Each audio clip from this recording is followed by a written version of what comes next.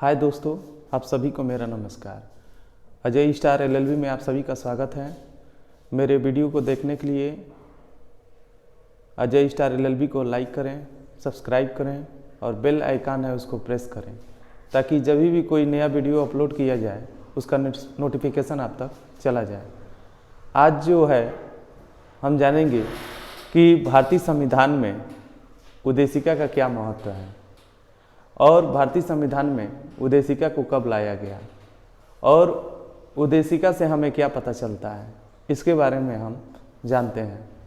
यानी उद्देशिका जो है ये जानना है कि भारतीय संविधान में जो है उद्देशिका को जब प्रारंभ में संविधान सभा के द्वारा इसको जो प्रस्तुत किया गया था, जिनके द्वारा पंडित जवाहरलाल नेहरू के द्वारा जो है उद्देशिका को संविधान सभा में सबसे पहले जो है 22 जनवरी 1947 को संविधान सभा के समक्ष प्रस्तुत किया गया था।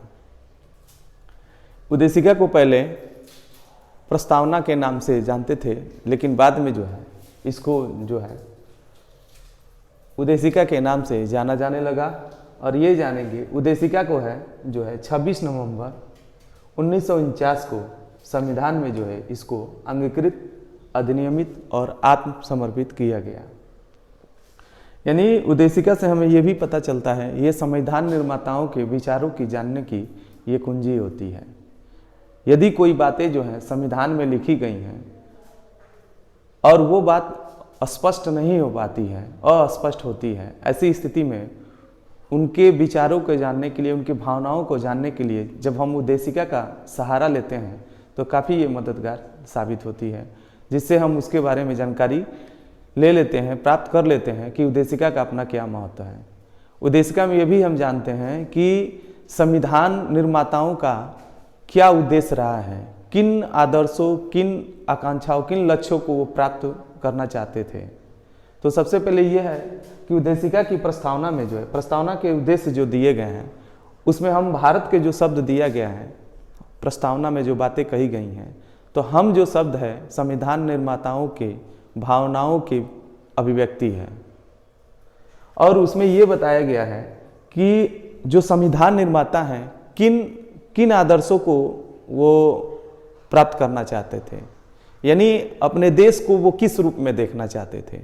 तो ये संविधान के जो प्रस्तावना के उद्देश्य हैं इसी में बताया गया है कि वो भारत को जो है एक प्रभुत्व संपन्न, समाजवादी, पंथ निरपेक्ष, लोकतांत्रात्मक गणराज्य बनाना चाहते थे। यानी वो भारत को जो है प्रभुत्व संपन्न, समाजवादी, पंथ निरपेक्ष, लोकतांत्रात्मक गणराज्य बनाना चाहते थे। यानी सत्ता का स्वरूप ऐसा होना चाहिए, हमारे यहाँ सत्ता का जो स्वरूप है प्रभुत्व संपन्न होना चाहिए।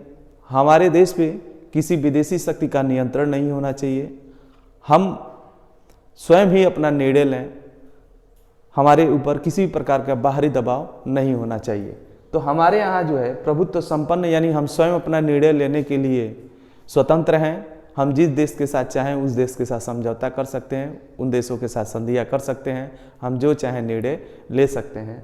यही प्रभुत्व संपन्न का मतलब होता है।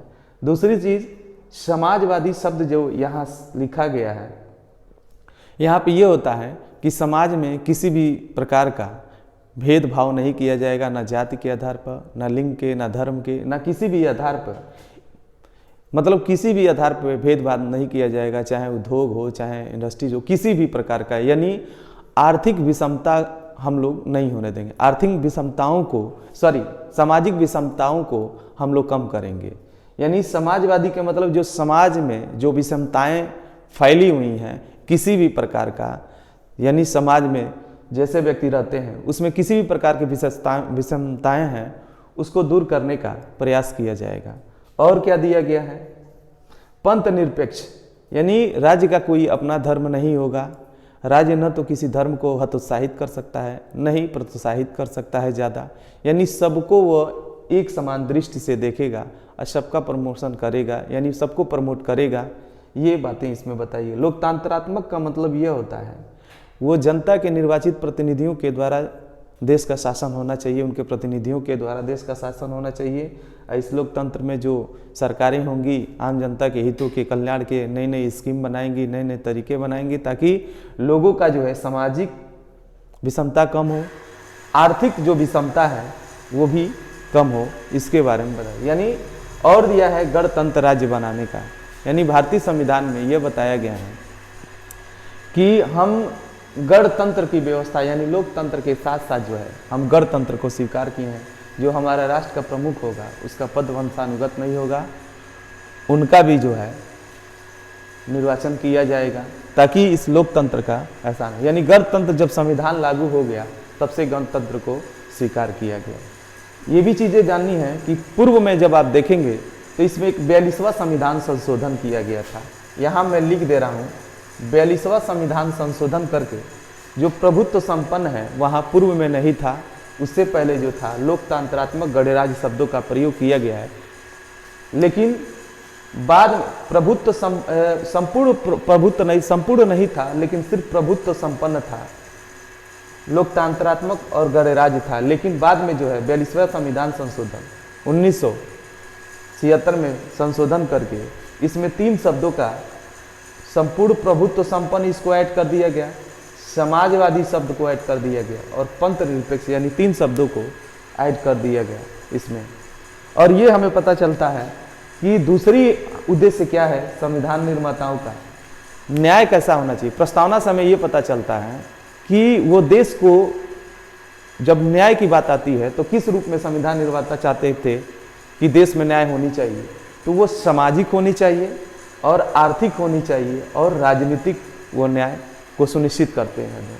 और स्वतंत्रता कैसी होनी चाहिए, तो विचार की होनी चाहिए और अभिव्यक्ति की होनी चाहिए और विश्वास की भी होनी चाहिए और धर्म की और उपासना की होनी चाहिए। विचार से आशय यह है हमारे मन में अगर कोई भी चीज़ें आती हैं उस विचार को हम अभिव्यक्त करें, हमें इसे भी स्वतंत्रता होनी चाहिए, चाहे वो लिखित हो चाहे वो मौखिक हो। विश्वास की, यहाँ विश्वास का संबंध जो है अस्तित्व या अनस्तित्व से संबंधित है।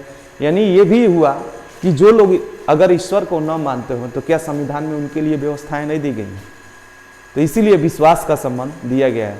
अब विश्वास का संबंध होता है धर्म से, विश्वास का संबंध होता है धर्म से, यानी चाहे जिस व्यक्ति का होगा वो अगर किसी भी धर्म के प्रति विश्वास करता होगा तो यानी उसके अस्तित्व को स्वीकार करता है। ऐसी स्थिति में वो उस धर्म के पालन करने के लिए उपासना जरूर करेगा, उसके पूजा पाठ करने का तरीका अलग होगा। तो इसमें सभी के साथ किसी भी प्रकार की प्रतिबंध नहीं लगेंगे, सबको प्रमोट किया जाएगा, यानी स्वतंत्रताओं पे किसी भी प्रकार का बैन नहीं लगा जाएगा। और धर्म का संबंध आस्था से होता है, यानी आपके पास आस्था होगी तो किसी धर्म के प्रति विश्वास होगा, और जब विश्वास होगा तो आप जरूर उसकी पूजा पाठ आप करेंगे। यानी सबको ये स्वतंत्रताएं मिली हुई हैं। और क्या दिया गया है, समता होना चाहिए प्रतिष्ठित और अवसर की, यानी सबको जो है समाज में एक प्रतिष्ठा का वो समता दिया गया, यानी विधि के दृष्टि में सभी लोग जो हैं समान हैं और सबके साथ एक समान व्यवहार किया जाएगा और उनको नौकरियों में भी अवसर दिया जाएगा। बंधुता का संबंध यहाँ दिया गया है, तो बंधुता का संबंध यहाँ व्यक्ति की गरिमा और राष्ट्र की एकता और अखंडता के संबंध में यहाँ बताया गया है। यानी बंधुता से तात्पर्य एकता से है, यानी भाईचारे की भावना से है यहाँ पे। यानी भाईचारे की जो भावना है वह एक सकारात्मक संकल्प है, और जो अखंडता का संबंध है अगर देखा जाए तो ये एक नकारात्मक संकल्प है। एकता इसलिए पॉसिबल हो सकता है कि पूरी दुनिया आप देख लीजिए आज एक मंच पे जो है एकत्रित धीरे धीरे हो रही है, यानी भाईचारे की भावना जो है आज जो है एकता के रूप में कन्वर्ट हो सकती है, लेकिन अखंडता जो है इसका कहा नहीं जा सकता है। यानी अखंडता का संबंध यहाँ भौगोलिक क्षेत्रफल से है, यह एक नकारात्मक संकल्प है।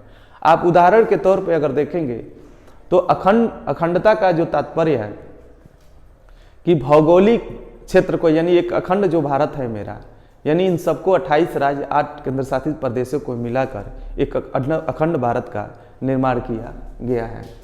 यानी संविधान के यही जो संविधान निर्माता जो थे, जिन उद्देश्यों को प्राप्त करना चाहते थे, यही है आपके जो है 5 उद्देश्य बताए गए हैं कि वो भारत को एक प्रभुत्व संपन्न, समाजवादी और पंथ निरपेक्ष और लोकतांत्रात्मक गणराज्य बनाना चाहते थे।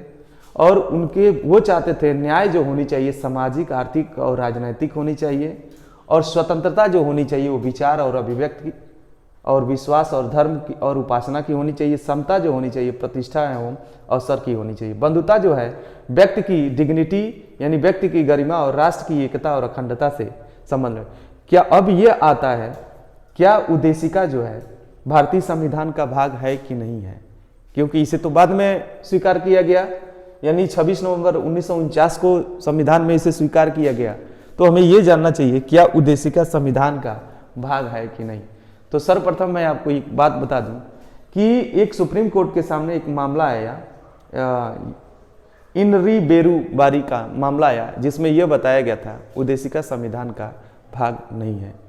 किंतु बाद में जो है केशवानंद भारती बनाम केरल राज्य के मामले में यह कहा गया उद्देशिका जो है संविधान का भाग है।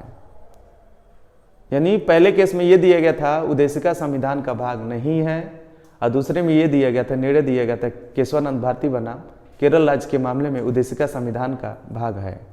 अब ये प्रश्न आता है कि क्या उद्देशिका में हम संशोधन कर सकते हैं? तो पहले ये आया क्या हम उद्देशिका में संशोधन कर सकते हैं कि नहीं। तो इसमें यह दिया गया, शंकरी प्रसाद और इससे पहले पूर्व के गोलकनाथ के भी केस है, उसमें दिया गया था कि अगर मान लीजिए उद्देशिका अगर संविधान का भाग नहीं है तो उसमें हम संशोधन भी नहीं कर सकते हैं। तो ऐसी स्थिति में और दिया गया था कि पावर भी ज़्यादा है लेकिन उद्देशिका में संशोधन नहीं कर सकते हैं। लेकिन केशवानंद भारती बनाम केरल राज्य के मामले में यह स्पष्ट कर दिया गया था कि जब उद्देशिका संविधान का भाग है तो उसमें हम संशोधन कर सकते हैं। उद्देशिका में हम संशोधन कर सकते हैं, किंतु उसके आधारभूत संरचना यानी बेसिक स्ट्रक्चर जो है उसमें हम संशोधन नहीं कर सकते हैं। ये हम जानेंगे उद्देशिका में जो है आधारभूत संरचना, यानी हम जो बताया गया केशवानंद भारती बनाम आधारभूत संरचना होता क्या है। तो आपको बता दें कि राष्ट्रपति की नियुक्ति से संबंधित जो प्रावधान है या प्रस्तावना के जो प्रभुत्व संपन्न जो शब्द है या लोकतांत्रात्मक या गणराज्य जो है, इसको अगर हटा दिया जाए, यही सब आपके बेसिक स्ट्रक्चर हैं। उस सुप्रीम कोर्ट के न्यायाधीश की नियुक्ति को ही हटा दिया जाए, ऐसी स्थिति में जो है यही सब उसके बेसिक आधार, यानी मूल अधिकार को अभी अगर संविधान से हम हटा देते हैं तो यही आपके बेसिक स्ट्रक्चर बोले जाते हैं। अगर ऐसी स्थिति में इन अधिकारों का जब उल्लंघन किया जाता है तो माननीय सुप्रीम कोर्ट में अनुच्छेद 32 के तहत और माननीय हाई कोर्ट में अनुच्छेद 226 के तहत आप रिट याचिका दाखिल करते हैं, और रिट याचिकाओं के माध्यम से आपके अधिकारों का सुरक्षा होता है। और जो भी सरकारें अगर ऐसी कोई विधि बनाती हैं जो नागरिकों के मूल अधिकारों का उल्लंघन करती है तो ऐसी स्थिति में जो है उसे शून्य न्यायालय द्वारा घोषित किया जा सकता है। और इसके साथ ये भी दिया गया है कि यानी इसका महत्व इतना है कि मतलब जब भी अगर आप कोई चीज़ यानी जानना चाहते हैं कि आखिर में ये संविधान निर्माता किन लक्ष्यों को प्राप्त करना चाहते थे, तो यही वो लक्ष्य हैं, यानी भारत को किस रूप में देखना चाहते थे। यानी एक सभ्य राष्ट्र का निर्माण तभी हो पाएगा जब हम सामाजिक रूप से, जब हम आर्थिक रूप से, जब हम राजनीतिक रूप से संपन्न होंगे, तभी एक अच्छा भारत का निर्माण होगा। और मैं जो हूँ आपको इसी के साथ अपनी बात को यहीं पे समाप्त करता हूँ। और मैं चाहूँगा कि एक बार पुनः मैं आप लोगों को याद दिला दूँ कि क्योंकि मैं हमेशा वीडियो डालता रहूँगा समय समय से और प्लेलिस्ट बनाऊँगा, आप तब तक देखते रहिएगा। और मेरे चैनल को जो है लाइक करें, सब्सक्राइब करें, और जो भी लोग आप विद्यार्थी जुड़े हैं या आम जनता को भी इसे संविधान को, भारत देश को जानना चाहिए। इसीलिए मैं इसी के साथ अपनी बात को यहीं पे समाप्त करता हूँ। बहुत बहुत धन्यवाद।